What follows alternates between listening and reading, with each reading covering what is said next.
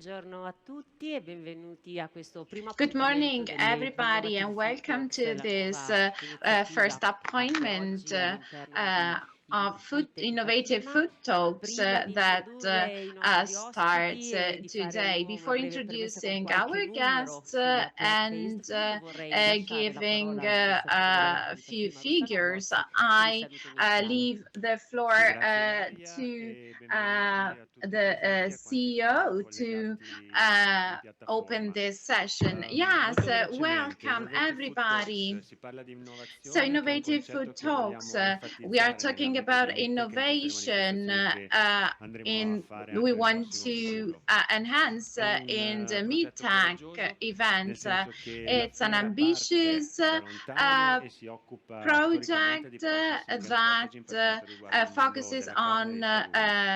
Abbiamo packaging voluto in the differenziare meat la nostra sector, proposta and espositiva we anche andando wanted a to toccare quelli che sono ambiti differentiate our affini al mondo offers, carne e salumi. touching Quindi pensiamo al also mondo other lattiero-caseario, al fields, mondo dei piatti for pronti example, e a tutti dairy quei segmenti di products mercato che stanno crescendo e and sempre più other cresceranno nel segments prossimo of the futuro. market that In are quest'ottica growing abbiamo in in this con High Food sviluppato questo moment. progetto So, che si together with articola High Food, in we due have been momenti, o developing a meglio, in tre project momenti divided di into contenuto, three i talks. steps Uno è appunto quello di in stamattina talks. So, e in today we un have the momento, first diciamo, talk, di and espositivo dove in an in collaborazione exhibition con iFood ci sarà anche moment la together possibilità with di assaggiare iFood, quelli che we sono could i taste prodotti the plant-based a base products, di the ingredienti plant-based. plant-based Si chiama products. Innovative Food So Experience. it's Anche innovative questo è food un experience, progetto and nuovo, un progetto che that's a speriamo new abbia project ampia that continuità we anche nell'ambito would di like to Pachima continue 2022. in the IPAC Non voglio EMA dilungarmi oltre 2022. perché ovviamente I abbiamo degli esperti che don't possono want dare contenuti to ben più interessanti di quelli che posso offrire io. waste time, Chiudo con because due dati I sulla would like to leave manifestazione you che ha the aperto floor. ieri: Just a few 111 figures on this espositori da event, 13 paesi, ma 111 soprattutto 120 exhibitors buyer da from 26 13 paesi esteri. countries, Non banale and quest'ultimo for dato in un 20, periodo, from diciamo, 26 mi permetto di dire countries post-pandemico, abroad. incrociando ovviamente le So dita in e this augurando post-pandemic ovviamente a tutti i period, nostri visitatori, that's espositori e really partner fantastic, buon lavoro per i prossimi giorni because a manifestazione. there are really Io 38 vi buyers, siederò so in that's platea se mi great. consentite, So perché voglio I sit ascoltare proprio quello che i nostri ospiti down hanno da dire questa here mattina. Allora, in ringrazio the Emanuele audience, Casa e vado and a I'm presentare going appunto i to nostri listen to ospiti the e iFood, speakers. questo Okay, I introduce azienda laboratorio our all'insegna guests. dell'innovazione So qui this abbiamo con is noi a Massimo lab. Ambanelli, il CEO. Alla sua Massimo destra abbiamo invece Albanelli, Marco the Fraccaroli. CEO, then La Marco difficoltà è che non ci siamo Fraccaroli. visti poco fa mascherati e devo We dirvi che adesso met stavo riflettendo abbinare gli with the occhi ai mask, vostri and volti. it's really Marco Fraccaroli che difficult invece è il to CEO dei match the fratelli name Polli, SPA, che non credo che abbia with bisogno di the bellissime face. presentazioni per And esserci da 50 then anni sul mercato delle Marco conserve vegetali. Fraccaroli of Abbiamo Emanuele Fratelli Polli, Pizzigalli, RD Emanuele Officer e Pizzigalli, co-founder anche di RD iFood. officer E c'è and alla mia sinistra co-founder of Daniele High Diotallevi, Food, CEO di and BC, scritto in Daniele italiano e in inglese, Diotallevi, BCG, CEO of Buona Compagnia Gourmet, corretto, che in realtà è BCG, Buona italianissimo e Compagnia dopo ci Gourmet. racconterà That's appunto Italian, an l'esperienza e Italian quello che state company, facendo. Il and tema appunto di he's oggi going è il to talk plant-based about this food. experience. Noi ieri, io So, qui anche ieri abbiamo the presentato topic dei today dati sulle is a figure su plant-based tre food. Yesterday, macro we settori presented che sono proprio some previsti per fare figures la on carne, di meat some tech, ma anche di macro pesce e di areas, dairy, meat, e fish, and abbiamo appunto dairy. presentato questa prima release del And gruppo di Pachima yesterday we Meeting, non i presented numeri che the ha first portato the di release of crescite the da qui IPAC ai prossimi EMA, anni and nell'ordine del the 2% per growth quanto is riguarda la about produzione. Parlo adesso in particolare di 2% for carne, visto che noi oggi invece production, parliamo di alternative, meat e mi production, piaceva and appunto introdurre un today we pochino are con going to qualche talk numero about di che, alternatives. di che So I would comparto e like quali scenari to si aprono anche a livello show di some numeri, visto il mio lavoro figures. proprio si è And per il in mondo which delle proteine areas, vegetali because alternative a quelle I classiche. work Quindi, come for dicevo, io mi sono appuntata qualche numero. a Ieri davamo studio dei dati appunto that più deals with 2% these per la carne figures. processata, So consumi a 2% livello for mondiale al processed meat, 2023 più 1,5, si and plus confrontano con dei tassi di crescita 1.5% previsti, parliamo projected sempre in di stime del 2023, 13,8% and auspicato anno medio di crescita da qui al 2024, 0.8% ed in from un here to mercato che secondo 2024. Global Data, che è uno dei And fornitori that's a che market proprio that, saprete according to tutti che a global seconda data, della fonte dei which is a dati i numeri un supplier, pochino cambiano. and so according Un to mercato this che dovrebbe source, arrivare this market should reach about 70 billion euro value. So that's 1/10 of the meat market, processed meat market. So that's smaller than the meat consumptions. So that's 2,250 billion. So I know that Boston Consulting Group is optimistic and estimates that from here to 2035, the growth rate would be really high, especially for plant-based proteins, and could reach $290 billion, so 250 billion euros. So apart from these figures that are reanalyzed each 6 months, the growth rate is really high.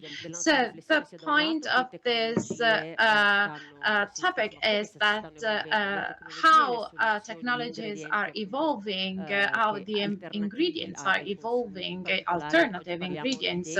Above all, we are talking about dairy and sauces today, but in the next days we are going to talk about meat consumption, and that's a hot topic. And yesterday, President Asica said that the way of processing the food is fundamental. So, according to another analysis, market analysis, 16% of consumers that use alternative plant-based food, so to pour 16% of consumers use also plant-based food, so beverages, for example, soy-based beverages, and 89% of them is not vegan. So then you're going to talk about these aspects. And if it is true that the number of consumers that consumes plant-based food increased by 4, the age is focused on the millennials and the Greta generation. So they are really attentive to environment and to the health, and so they care much attention to these aspects. And the COVID-19 pandemic then led to a decrease in spending and consumption for shopping, and also the quality price relation is quite different. Then last information, consumers of plant-based food traditionally buy also meat-based meat food or eggs or dairy products. And I don't know if this information is true, but vegans are 6% of consumers, and so I see you are approving. So in the United States, we are doing really a lot for this, but plant-based food consumers are less in the US than in South America. Then now I leave the floor to the protagonists of these innovative talks to tell us what is high food. I know your story. So Massimo Albanelli. CEO of High Food. Our company was founded 9 years ago with a precise idea to develop some ingredients, plant-based ingredients that offer technologically advanced functions. And this was unexpected for us, but this is the need of the market, starting from the plants and botanical ingredients. We can develop some systems that are really interesting in order to replace additives and chemicals, in order to create new products.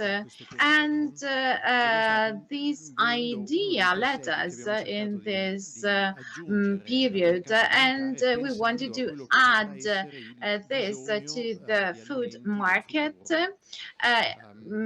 by thinking of the future needs.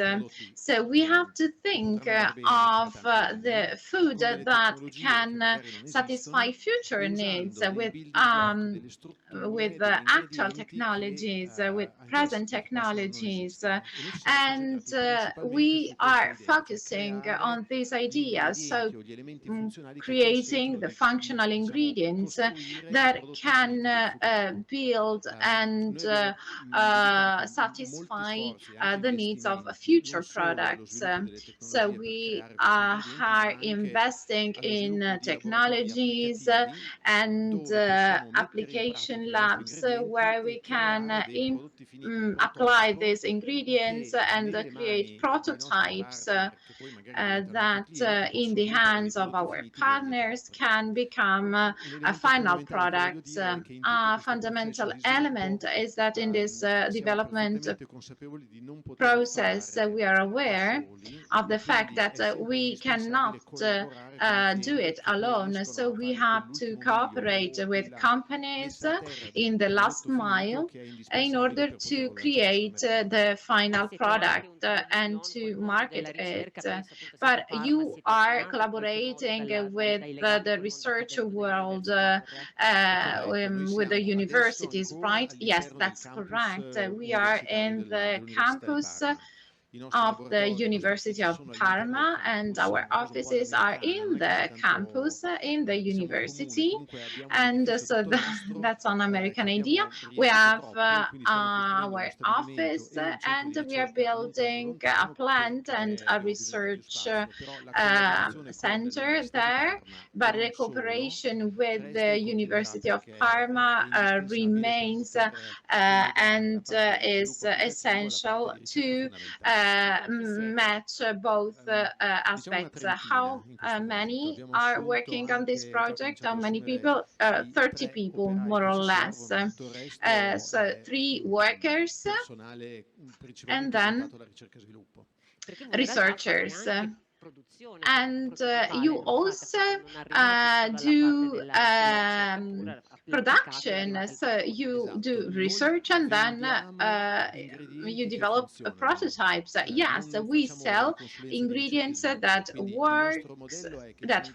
So we engage in designing and creating projects and ingredients that work in order to satisfy the customer's needs. So we finance the research and development, and we sell 3,000 tons of products. If it works, that's good. If it doesn't work, then it's our problem. And so we have to answer the partners' needs. As the CEO Dallara Pontremoli said, if we don't run around the risk, we cannot have success. So the risk of failure is 10%. Do you agree? Yes, Pizzigalli. Okay. So let's talk about solutions of the Veggy Dairy solutions, and you have them here on the table. How did you arrive to study these ingredients for the classical food market and then clean labels for that do not impact on the ingredients because consumers are really aware of what they are eating. So the approach we have is a scientific approach, and what we did is to study what the additives do and the chemical ingredients, and to search in nature all substances that can do the same thing as the additives. So we studied a lot the vegetable world, so seeds and plants, leaves, if they are treated in a physical or with a physical or enzyme processes, they give really important results for the food chain, modern food chain. And if we talk about investments and money invested in research, we invested a lot in processes of extrusion and physical treatments where the extrusor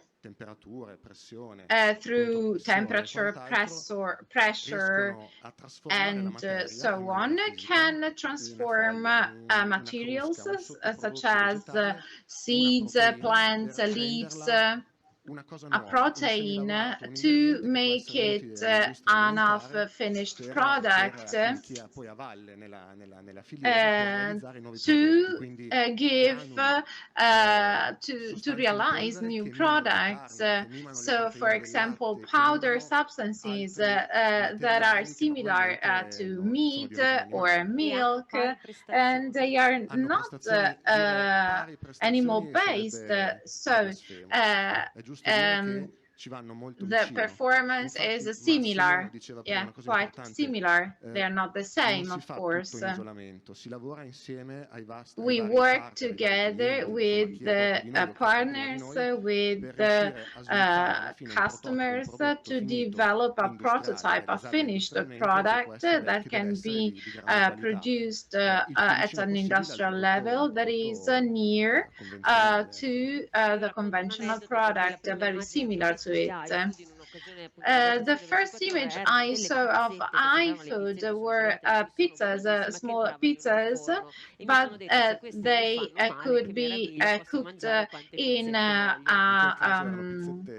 oven, and yes, they were really tasty, but it was a prototype. They were gluten-free.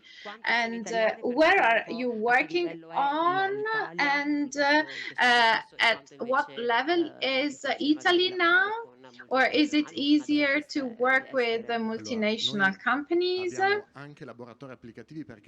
We have application labs because it is fundamental to create pizzas, sauces, or burgers, because we invent new things, but we always pay attention to the final matrix. And this iFood was created through thanks to an international manager, and our turnover For 80% is outside Italy, abroad, and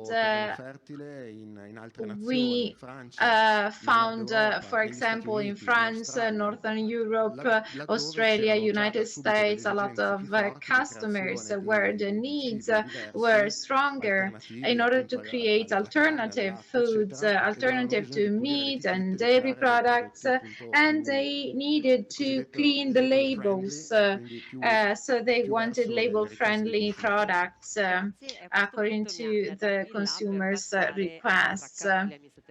And now Fraccaroli, CEO of Polli, yes, and you also have 70% of customers abroad, and you are also working on preserves, and you exceeded your turnover in the international market, so abroad. So in this COVID period, you reached this goal. But when did this situation change, and how did you change your production going to vegetable-based and plant-based food? Noi abbiamo come Polli abbiamo sempre avuto la possibilità di lavorare nei vegetali. Thank you for having invited me. We work in vegetables, 30,000 tons of vegetables, but we also work on sauces. Our preferential position is in veggies. For some years now, we have set our strategy in two directions. One on soil, the source of our veggies, and the other is nutrition. We believe our mission is that of bringing a consumption model out there that contains both vegetable nutrition positive properties and taste. We have a couple of projects in the pipeline thanks to this observatory that we have on the market, especially the UK market and the US, that allowed us to get some ideas and organize some projects identifying products that could be pretty similar to those that are looked after. 235 billions expected by 2035 are extremely important. 20% of worldwide population that introduces in their nutrition veggies, well, is something that made us think about all the different aspects that we can bring about on different consumer targets. This year, we're launching 2 products that will be on the market in 2022, a snack that is also ideal for young consumers, a younger generation. So nutritional intake from veggies via a snack. And another product that is in the pipeline is a plant-based range studied on other markets and which can also work in Italy as well. And we saw that there's a lot of interest for these products.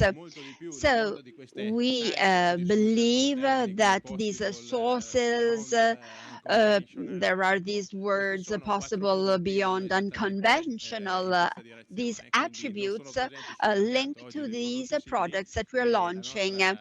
And our idea, our goal is that of disseminating via this project a new idea also for sauces, which is not amongst the most important segments in the mix of veggie-based products, to satisfy these consumers. And the impossible taste, what is it? Can we say something about the recipe? It's a pesto sauce made with chickpeas, with the fibers, vegetal proteins of chickpeas, so as to allow good taste and good for your health. And I want to focus on good tasting, because often our raw materials were not exploited to offer the good quality they could. We were also surprised when we tested these products and we saw that the quality went beyond any expectation. And what about research? Do you carry it out in-house, or do you have external research labs? We have an in-house research, 15 people work inside, but we also have suppliers and partners who help us out. The last mile he was talking about is extremely important. So working together, collaboration with labs and research centers is extremely important. It's not 1 out of 10, maybe 3 out of 10 is what we are trying to achieve. And this is the reason why we innovate going towards the future. The world is changing, in fact. So we have around half an hour for our talk left. So Diotallevi, Mr. Diotallevi, Buona Compagnia Gourmet, BCG, where Buona Compagnia means that Buona is good. So Mr. Diotallevi, please tell us something about the company, BCG, and please tell us something about your Veggy Dairy products. I found the name of the company. I inherited it, Buona Compagnia Gourmet. So we manufacture ready-made sauces and fresh handmade pasta. So we are Italian in terms of our DNA and our heritage, but we're also American. Our company has 2 facets and 2 productive units. Therefore, we are also partly American. In the US, we make gnocchi from fresh potato dough. In Emilia, we make filled pasta. In Liguria, we make pesto. But in Massachusetts, we also manufacture products for the American market. So Casa di Lisio Pesto, which is a historical brand in the US, Sauces and Love in the US, and then with Bear Pond Farm, we manufacture pesto for the retail market. So the perspective that I'd like to send out is more like a sort of American perspective. So thanks to this food, we got the idea from the US. But you're Italian. Yes, we are Italian, but we have also a plant in the US, production plants in the US. We understood that we cannot stay in Italy. We had to manufacture in the US, become a little bit American so as to understand the American consumer and the distribution supply chain. So we acquired 3 companies, integrated them in our production lines, and collaborated. We're always looking for special points of view, niches. We are not looking for big volumes, but we're looking for volume where there is innovation, flexibility, and versatility. And the plant-based sector looked perfect for us. We were not skilled enough to do that by ourselves. So it was great to meet High Food, and they allowed us to better explore these segments. And unexpectedly, we achieved credibility on the US market thanks to high food and thanks to the culture of the product and the market we already had. So you said that without the American experience, you would never have met high food. Yeah, exactly. Our real opportunity is the US. And in fact, the project that I'd like to show you is the one we're working on right now. So plant-based dips. This product has just been launched. We launched it with under the Bear Pond Farm brand because it's a retail brand, which has always been linked to farmers. You see the founder, Craig, who now is retired and lives in Florida. He was a farmer, and so he started making processed dips, started to sell his products on street markets, and then created the brand. So this is a product brand that is synonymous of quality. Therefore, we launched plant-based dips, a small range, by the way. You can see some samples here on the table. The message is to stay out of the vegan ghetto. We want to be on the shelf next to normal products, if I may call them like that. There are some elements that speak of sustainability, BPA-free, gluten-free. Nobody would add gluten to a dip, but we write it so as to reinforce the message, recipes for a new generation. So a marketing project that is really directed to the criteria that were presented earlier. I want to speak with great humility, but the Sophie Gold Award, so the special association, special organic food association awarded us this prize. And why was it awarded? In the plant-based production. In terms of taste, yes, there's a panel of experts.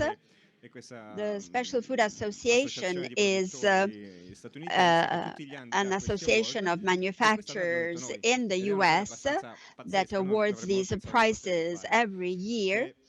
And we were really surprised when we won it. This is the range. You see, there's the artichoke spinach, which is a staple.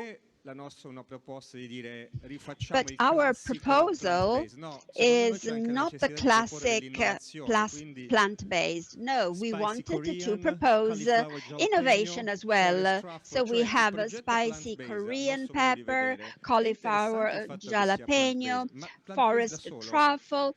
So plant-based makes it interesting, but we're not selling a functional product, a vegan product. So we are enriching the product with flavory ingredients, with quality ingredients. So we believe this is the direction to go. Thanks to high food, we were able, to offer a very tasty product, high quality product.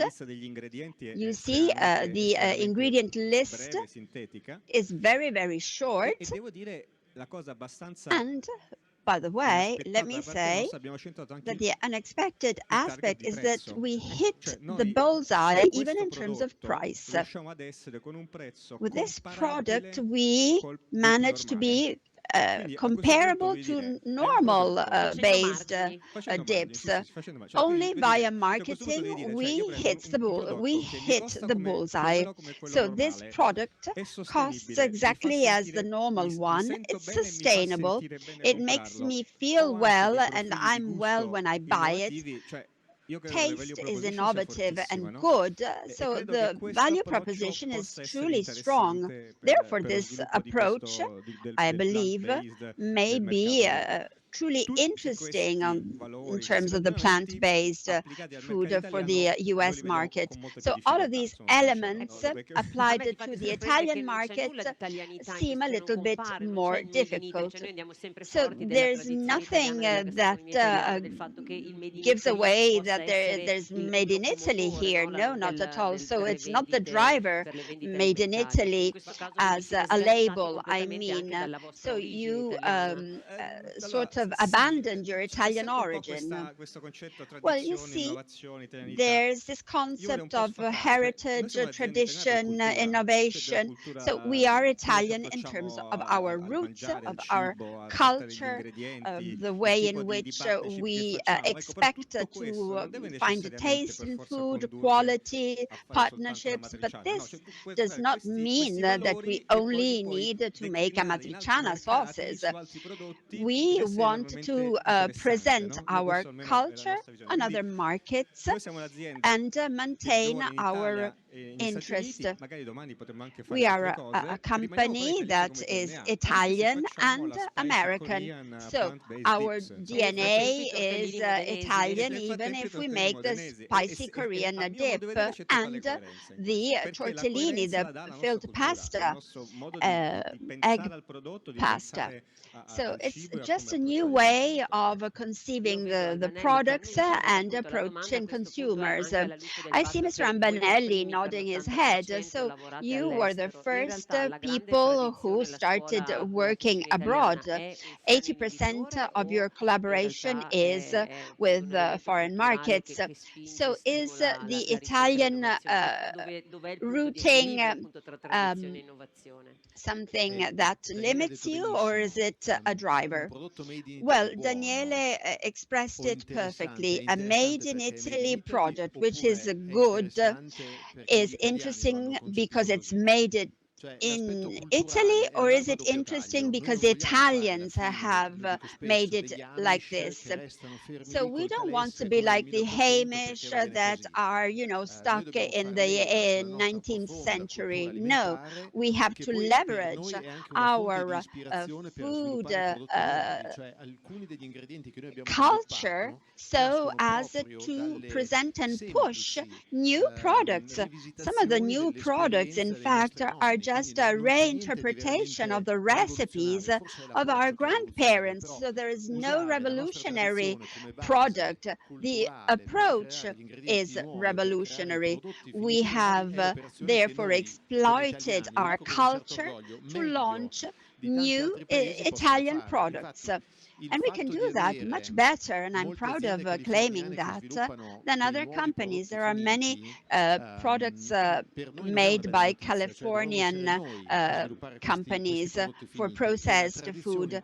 We should be the ones to do that, and tradition should help us out here because we have knowledge and we are in a privileged position. But you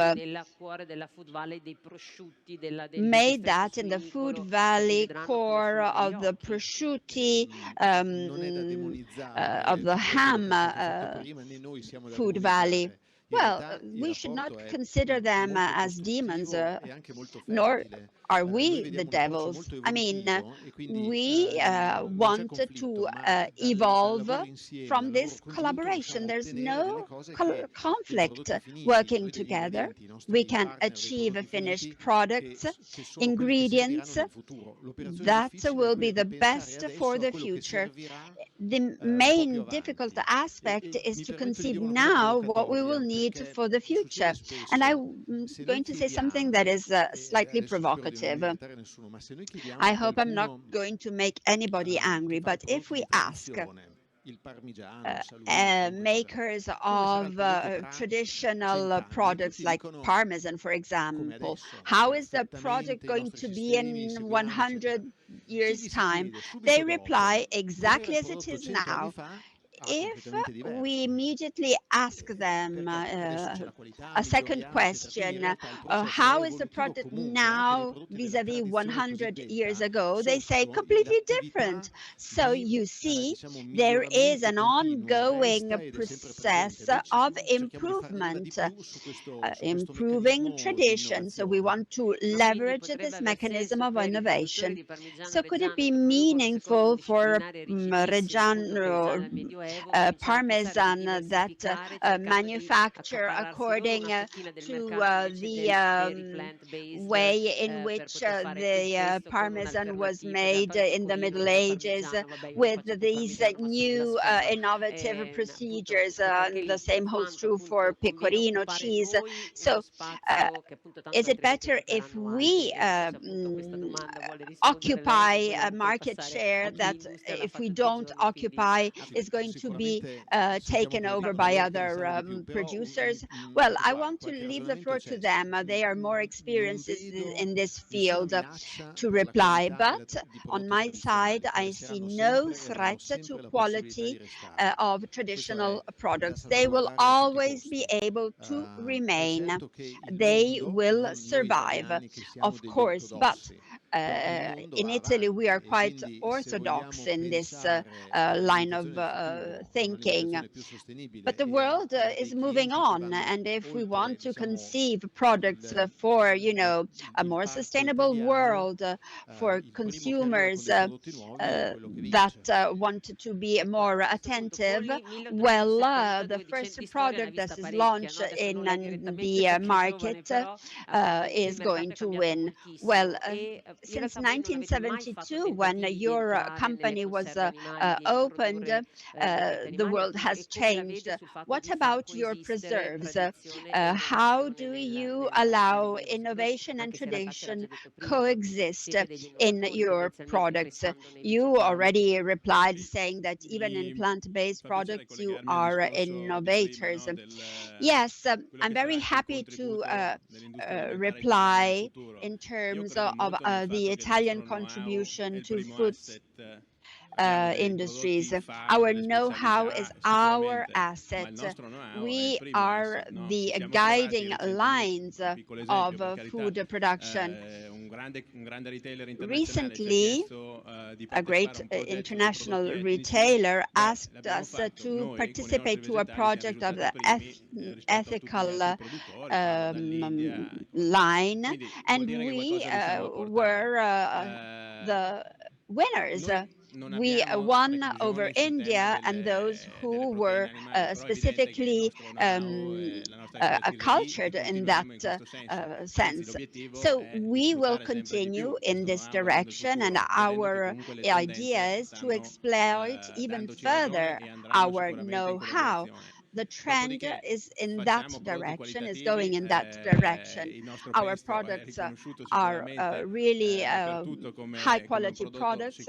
Our pesto sauce is qualitatively accomplished, but we have to look beyond and look towards the satisfaction of these needs. We want to meet these requirements. So where do we start from? That is our starting point. So we start from soil, from land. We are the best suppliers of basil, and so we have thousands of acres that are devoted to basil growing, and everything is studied in phytotreatments, in respect for the soil, of the environment. So we have products in our plant-based portfolio, like artichokes, chickpeas, etc., that are highly perfect for the quality level and health level of these production lines. And so this is a need that is really out there. We see that everybody wants the sort of production even abroad to be met. So it's a widespread need, and Italy is not different. There are other markets that are better, faring better, but in Italy, nonetheless, we see that there is this request. We need to combine a number of elements. Sauces and dips are also a trend for our consumption, the historical consumption of our consumers, and these are increasing. So we need to study this trend and understand how to really respect these trends. What are the markets where you are growing the most in the last year unexpectedly? And where are consumptions accelerating? On the UK market, also because of the COVID-19, the French market for us. So that's really interesting for us. And with the small markets overseas, America, and also the Middle East area is evolving very strong. So honestly, we revised the last 2 years of growth, and we noticed that the growth was well distributed. Then we have some areas of growth, but the English market is really inspirational for us, and gives us the possibility to test us and to know new methods as pioneers. And the Made in Italy clean label, so is it appreciated by the consumers or not? I think so. And we think that the clean label is fundamental, but the food chain is an asset for us, and we are going to focus on that. And our task is to protect our earth. Thank you. So I would like to speak about these sauces that are the focus of this first talk with Pizzigalli. I don't know if I haven't visited your stand yet, but what are the news from the technical aspect that can be interesting for this field? On this stage, we notice that Italy, compared to other nations, is a small country for population, for numbers, potential. And Italy knows deeply materials, agricultural products, soil, and in Italy, we create a lot of technologies and products that are appreciated overseas. So I collaborate with Chinese, American, and Northern European research labs, and I can say that Italy is pragmatic, is knowledgeable, and has a high level knowledge in this field. So it makes sense.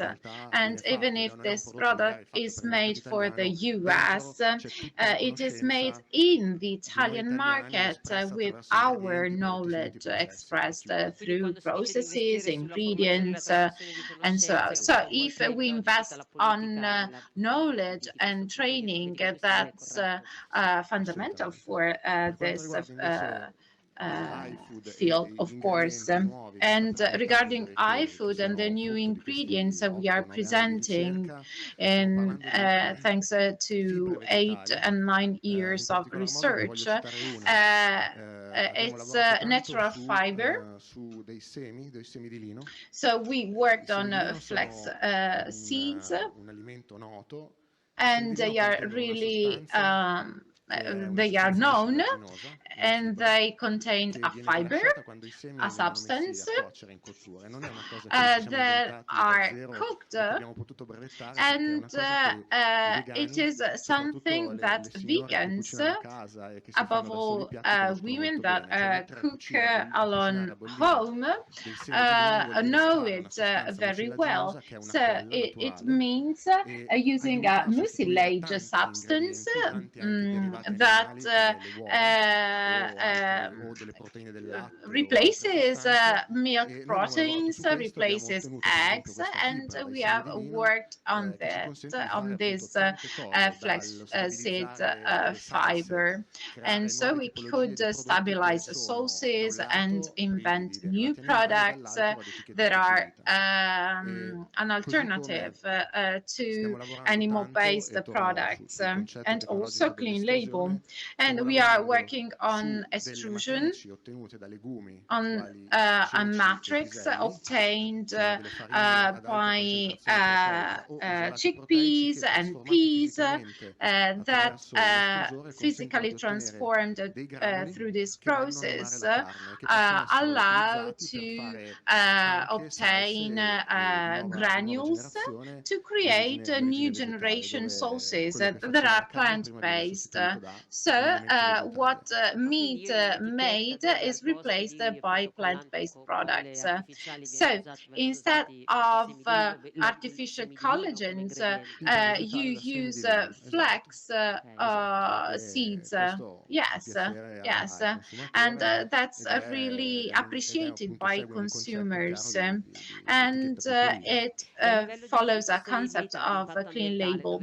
And at a sustainability level, is this field developing in future?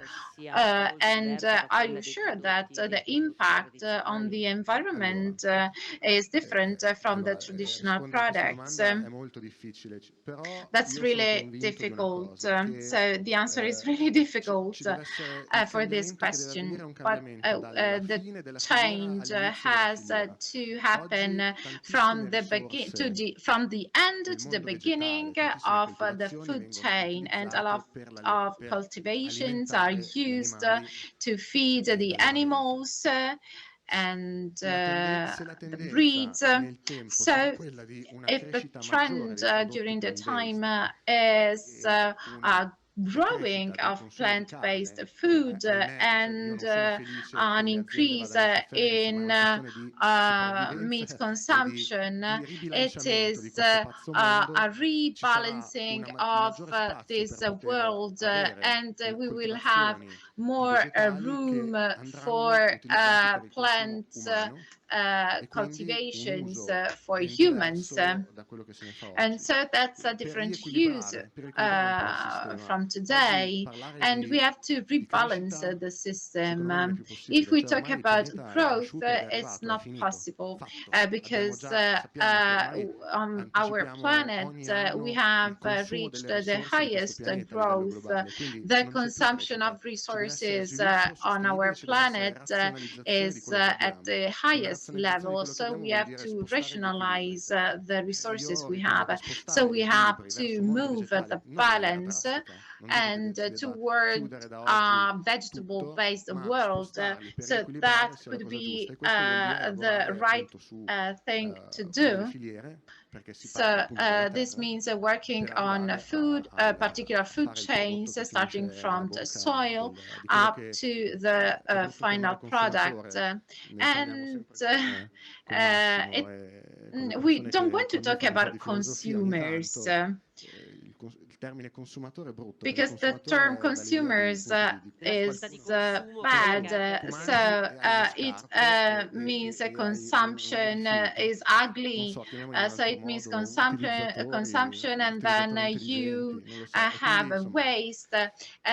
We prefer the term intelligent consumers, intelligent users. Quanto appunto la vostra Diotallevi, sta cambiando e come cambierà il how is your collaboration with HiFood changing, and how is your way of producing products changing, also compared to traditional products? Traditional products will stay in our range, filled pasta such as tortellini and gnocchi, for example. But as I said before, our vision is that consumers, sorry for this term, but consumers are changing habits. So from our Italian perspective, this is not perceived a lot because we eat always the same. We used to eat always the same. And food consumptions change a lot more in the US than in Italy, for example. If you want to be relevant in the future food market, we have to change our habits, our production, and I have to leverage on the new consumers that are changing habits. I think that's our future focus, our trend, and so thanks to our know-how, industrial capacity, machinery, that's really fundamental. If I want to buy a machine in the US which is old, in the US a closure machine is of the 90s, so we have to moving forward. There are new niches, new needs, and we can't do it alone. So we have to cooperate with machine producers. We are not a multinational company as Nestlé, for example, and HiFood for us is fundamental for us, for our future. So I don't know what we are going to do in 5 years, but we will try to understand where the market is going, and we will try to anticipate the market. I think that HiFood is making a great progress in this at the heart of the Italian industry, and I'm really sad to hear that 80% of clients, consumers are abroad, and people who are in California or in Oregon take a plane and come to Emilia-Romagna. So that's really sad. So to conclude the topic of technology, because we are in the pavilion of food technology, I would like to ask you about these innovative products. So how do these innovative products require new technologies, and how does collaboration with machine producers work in order to change the traditional plants and adapt them to new needs? Technologies consideriamo da 2 punti di vista. are considered from 2 points of view. So for our use and to create a final product at the end of the food chain. So it's really good to think that we are in Parma, in the Parma area, with a fertile habitat where we can take our ingredients, taste in the technology centers, test them in the technology centers. And we have two examples, a couple of examples. We have worked with a machine producer who adapted the machines. We adapted our ingredients, and so we developed a new product that had a great success. So that's a method of working that is successful. So we have been versatile, but also in the production of intelligent, smart technologies in Italy. I don't want to talk about their activities, but we have considered new technologies that are based on Italian machines that are working on the US because they work better than the American machines, and new ingredients. So if we have new ingredients and we search for the cooperation of machine producers, that's successful because then we can reach an higher goal result. And having collaborated with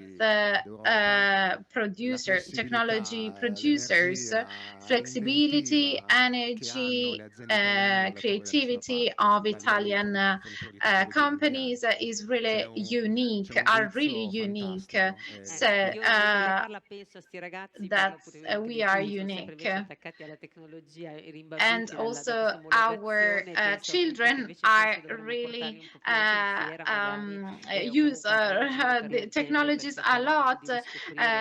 So we have to bring them to the exhibitions, to the fair, in order to show them what we do.